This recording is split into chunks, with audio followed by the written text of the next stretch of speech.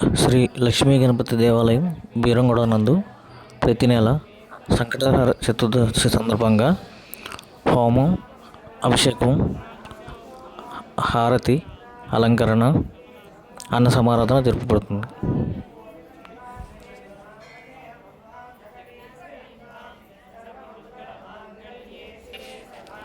గణపతి అత్యంత ప్రీతిపాత్రమైన తిథులలో ప్రధానమైనది చవితి తిథి. అయితే ఈ చవితి లేదా చతుర్థి పూజను రెండు రకములుగా ఆచరించెదరు. మొదటిది వరద చతుర్థి, రెండవది సంకటహర చతుర్థి. అమావాస్య తర్వాత వచ్చే చతుర్థి రోజున చేసే వ్రతంను వరద చతుర్థి అని, పౌర్ణమి తర్వాత వచ్చే చతుర్థి రోజున చేసే వ్రతంను సంకటహర చతుర్థి అని అంటారు. ఇందులో వరద చతుర్థిని వినాయక వ్రతంగా వినాయక చవితి రోజున ఆచరించెదరు. సంకటములను తొలగించే సంకటహర చతుర్థి వ్రతం మాత్రం పౌర్ణమి తర్వాత ఆచరిస్తూ ఉంటారు.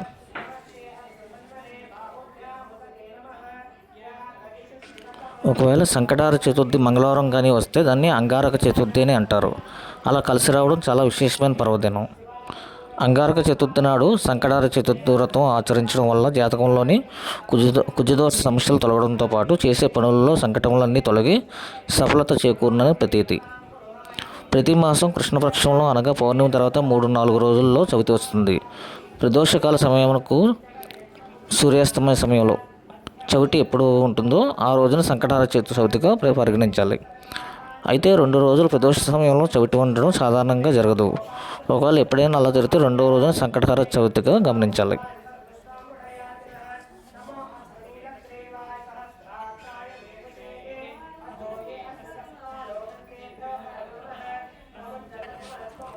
సంకటహర చవితి వ్రతాన్ని 3, 5, 11 లేదా 21 నెలల పాటు ఆచరించాలి. ఈ వ్రతాన్ని బహుళ చవితి నాడు ప్రారంభించాలి. వ్రతాచరణ రోజున ప్రాతకాలమే శిరస్సును స్నానం చేసి తర్వాత గణపతిని పూజించాలి. 1/2 మీటర్ పొడవున్న తెలుపు లేదా ఎరుపు రవికల గుడ్డ ముక్క తీసుకుని వినాయకుని ముందు పెట్టి దానిని పసుపు కుంకుమలతో అలంకరణ చేయాలి. మనసులోని కోరికను తలుచుకొని 3 గుప్పెళ్ళ బియ్యాన్ని గుడ్డలో వేసిన తర్వాత తమలపాకులో 2 ఎండు ఖర్జూరాలు, 2 వక్కలు దక్షిణ పెట్టి మనసులోని కోరికను మరొకసారి తలుచుకొని మూట కట్టాలి.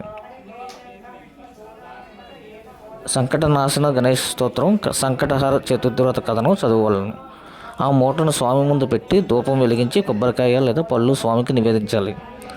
తదుపరి గణపతి ఆలయానికి వెళ్ళి 3 లేక 11 లేదా 21 ప్రదక్షిణాలు చేయాలి.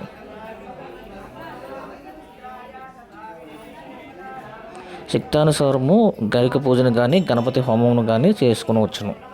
సూర్యాస్తమయం వరకు పూజ చేసిన వినాయకుడిని కదపరాదు. సూర్యుడు అస్తమించిన తర్వాత స్నానం చేసి దీపం వెలిగించి తిరిగి వినాయకుడికి లఘువుగా పూజ చేయాలి. నియమం పూర్తయిన తర్వాత వినాయకుడికి కత్తిని ముడుపు బియ్యంతో పొంగలి చేసి స్వామికి నివేదించి సాయంత్రం తినాలి.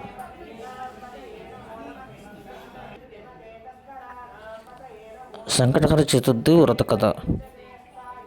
ఒకానొక నాడు ఇంద్రుడు తన విమానంలో భృగండి, వినాయకుని గొప్ప భక్తుడు అనే ఋషి దగ్గర నుంచి ఇంద్రలోకానికి తిరిగి వెళ్తుండగా గర్సేన్ అనే రాజు రాజ్యం దాటే సమయంలో అనేక పాపంలో చేసిన ఒకానొక వ్యక్తి ఆకాశంలో పయనించి ఆ విమానంపై దృష్టి సారించాడు. అతని దృష్టి సోకనే ఆ విమానం చటుక్కున భూమిపై అర్ధాంతరంగా ఆగిపోవడం జరిగింది.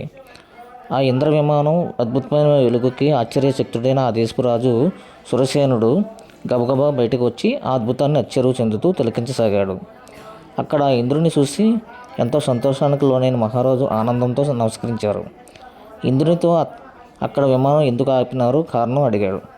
అప్పుడు ఇంద్రుడు, ఓ రాజా, మీ రాజ్యంలో పాపాలు అధికంగా చేసిన వ్యక్తి ఎవరిదో దృష్టి సోకి విమానం మార్గమధ్యంలో అర్ధాంతరంగా ఆగింది అని చెప్పాడు. అప్పుడు ఆ రాజా, అయ్యా, మరి మళ్ళీ ఆగిపోయిన విమానం ఎలా బయలుదేరుతుంది అని అడిగాడు వినయంగా.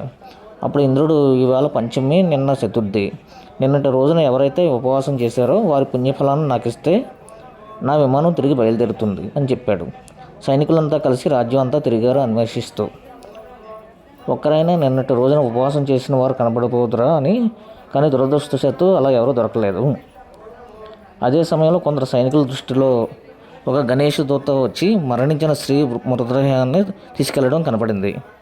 సైనికులు వెంటనే ఎంతో పాపాత్మురాలైన స్త్రీని ఎందుకు గణేష్ లోకానికి తీసుకెళ్తున్నారని ప్రశ్నించారు.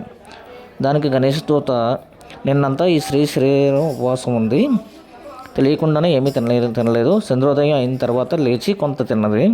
రాత్రంతా నిద్రించి చంద్రోదయ సమయాన్ని నిద్రలేచి కొంత తినడం వల్ల ఆమెకు తెలియకుండానే సంకట చతుర్థి వ్రతం చేసింది.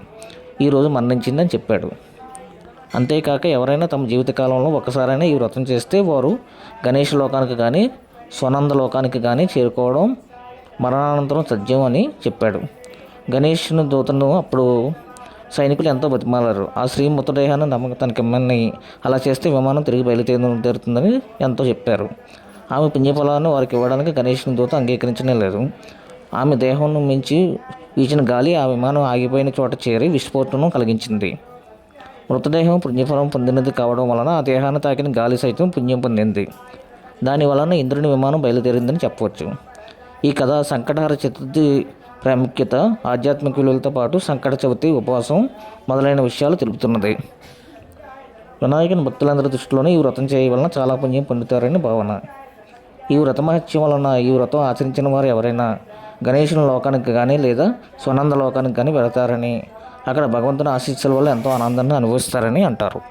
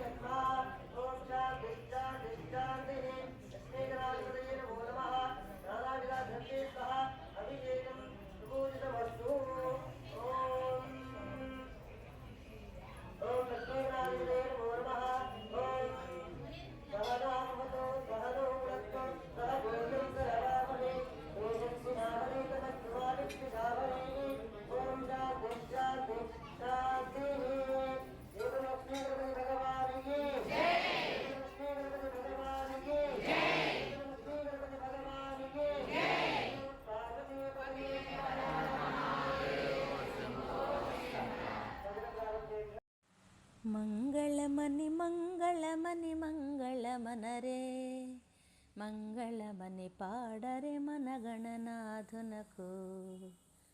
మంగళమని మంగళమని మంగళమనరే, మంగళమని పాడరే మన గణనాథునకు. జయ మంగళమని పాడరే మన గణనాథునకు. ముత్యాల హారతులు ముదితలివరే, మూషిక వాహనానికి ముచ్చటతోను. ముత్యాల హారతులు ముదితలివరే, మూషిక వాహనానికి ముచ్చటతోను. మంగళమని మంగళమని మంగళమనరే, మంగళమని పాడరే మన గణనాథునకు. జయ మంగళమని పాడరే మన గణనాథునకు. హరివదన సదనునికి కాంతి మంగళం, గిరిసుత ప్రియతనయునికి దివ్య మంగళం. హరివదన సదనునికి కాంతి మంగళం, గిరిసుత ప్రియతనయునికి దివ్య మంగళం. మంగళమని మంగళమని మంగళమనరే, మంగళమని పాడరే మన గణనాథునకు. జయ మంగళమని పాడరే మన గణనాథునకు. సిద్ధి బుద్ధి ప్రదాయునికి ప్రసిద్ధ మంగళం, సదాశివుని కీర్తునకు సర్వమంగళం. సిద్ధి బుద్ధి ప్రదాయునికి ప్రసిద్ధ మంగళం, సదాశివుని కీర్తునకు సర్వమంగళం. మంగళమని మంగళమని మంగళమనరే, మంగళమని పాడరే మన గణనాథునకు. జయ మంగళమని పాడరే మన గణనాథునకు. శుభమంగళమని పాడరే మన గణనాథునకు. గణేశ శరణం శరణం గణేశ, గణేశ శరణం శరణం గణేశ. గణేశ శరణం శరణం గణేశ, గణేశ శరణం శరణం గణేశ. గజముఖవదన శరణం గణేశ, గౌరీపుత్ర శరణం గణేశ. విఘ్న వినాయక శరణం గణేశ, వినుత ప్రదాత శరణం గణేశ. గణేశ శరణం శరణం గణేశ, గణేశ శరణం శరణం గణేశ. శక్తి సుపుత్ర శరణం గణేశ, శాస్త్రోద్ధార శరణు గణేశ. మోహన రూప శరణం గణేశ, మోదక హస్త శరణం గణేశ. గణేశ శరణం శరణం గణేశ, గణేశ శరణం శరణం గణేశ. మూషిక వాహన శరణం గణేశ, ముక్తి ప్రదాత శరణం గణేశ. విఘ్న వినాయక శరణం గణేశ, వినుత ప్రదాత శరణం గణేశ. గణేశ శరణం శరణం గణేశ, గణేశ శరణం శరణం గణేశ. లోక పూజిత శరణం గణేశ, లోక శరణ్య శరణం గణేశ. భక్తవత్సల శరణం గణేశ, భక్తుల బ్రోవము శరణం గణేశ. పార్వతీపుత్ర శరణం గణేశ, పాప సంహార శరణం గణేశ. గణేశ శరణం శరణం గణేశ, గణేశ శరణం శరణం గణేశ. గణగణనాధిప శరణం గణేశ, ప్రథమ పూజిత శరణం గణేశ. గణగణనాధిప శరణం గణేశ, ప్రథమ పూజిత శరణు గణేశ. షణ్ముఖ సోదర శరణు గణేశ, అయ్యప్ప సోదర శరణు గణేశ. ఆది వినాయక శరణు గణేశ, పరమ పవిత్ర శరణు గణేశ. గణేశ శరణం శరణం గణేశ, గణేశ శరణం శరణం గణేశ. దత్త స్వరూప శరణు గణేశ, షిరిడి నివాస శరణు గణేశ. ద్వారక నిలయ శరణు గణేశ, సాయి శరణం శరణు గణేశ. గణేశ శరణం శరణు గణేశ, గణేశ గణేశ శరణం శరణు గణేశ గజముఖవదన శరణం గణేశ గౌరీపుత్ర శరణు గణేశ గణేశ శరణం శరణు గణేశ గణేశ శరణం శరణు గణేశ గణేశ శరణం శరణు గణేశ గణేశ శరణం శరణు గణేశ.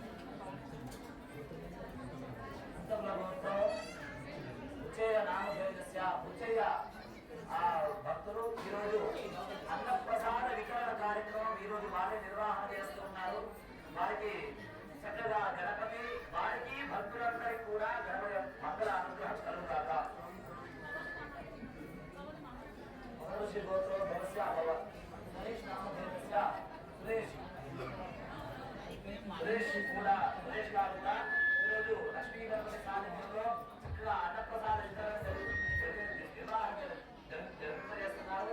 వారికి లక్ష్మీ గణపతి అనుగ్రహం కలుగుగాక. మంగళం పూజ.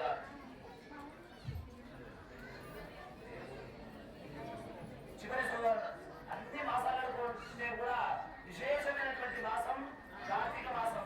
ఇక్కడ చూసినట్లయితే శివుడికి, అక్కడ చూసినట్లయితే మహావిష్ణువుకి ఇద్దరికీ ప్రీతికరమైనటువంటి మాసం కార్తీక మాసం. అదంతా కూడా తెలుసు. స్నానం, దానం, తర్వాత దీపారాధన, నామస్మరణ కార్తీక మాసంలో చాలా చాలా చాలా చాలా విశేషమైనటువంటిది. తర్వాత శ్రవణం కూడా భగవంతుడు సంబంధించిన విషయాన్ని వినడం కూడా ఈ కార్తీక మాసంలో చాలా విశేషం. 15వ తారీఖు చివరి సోమవారం రోజున కోటి దీపోత్సవం సంకల్పపూర్వకంగా కోటి దీపోత్సవాన్ని జరుగుతున్నది.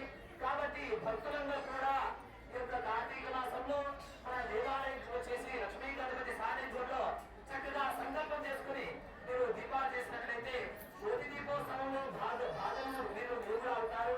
చక్కగా ఆ యొక్క లక్ష్మీ గణపతి యొక్క అనుగ్రహం, ఇక్కడ ఉన్నటువంటి పరివార దేవతలు కాశీ విశ్వనాథుడు, పంచముఖాంజనేయ స్వామి దివ్యమంతుల అనుగ్రహానికి పాత్రలై చక్కగా సకల శుభాలని కూడా కలుగుగాక. మరి యొక్క విషయాన్ని ఏమంటే చివరి సోమవారం 15వ తారీఖు గుర్తుపెట్టుకోండి. ఆలయంలోకి వచ్చేసి చక్కగా దీపారాధనలు, చక్కగా ఇట్లాంటి శక్తి దానాలు కూడా చేసుకోవచ్చు. దీపారాధన చేసుకోవచ్చు, భగవంతుని అవసరం చేయొచ్చు. కోటి దీపోత్సవం మర్చిపోవద్దు.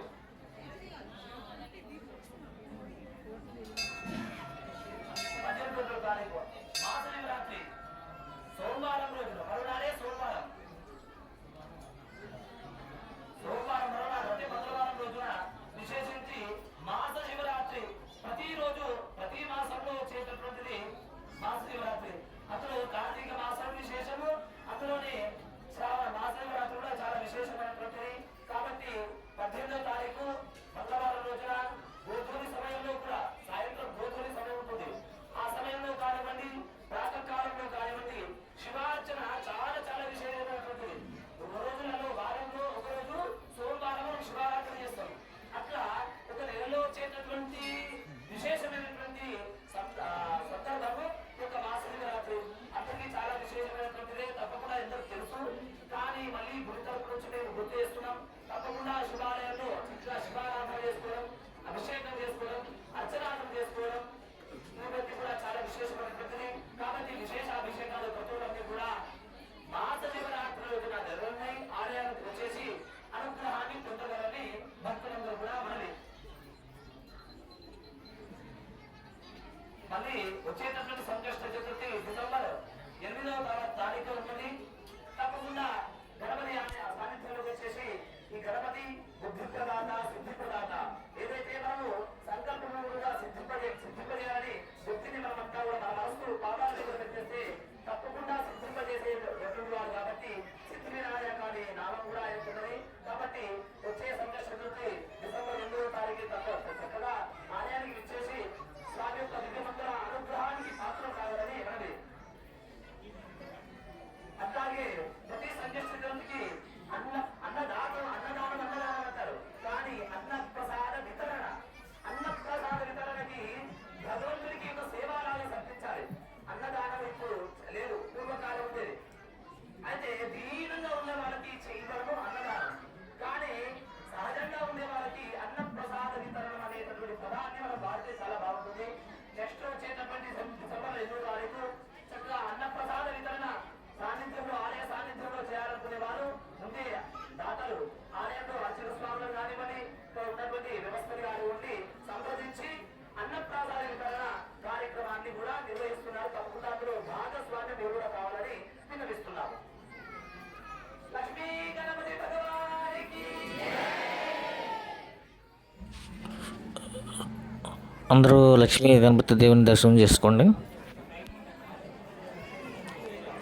ఇలా ప్రతి నెల సంకటహర చతుర్దశి సందర్భంగా హోమం, అభిషేకం, హారతి, అలంకరణ, అన్న సమారాధన జరుగుతుంది. కావున భక్తులందరూ వచ్చేసి ఈ కార్యక్రమాన్ని విజయవంతం చేయవలసిందిగా కోరుచున్నాం.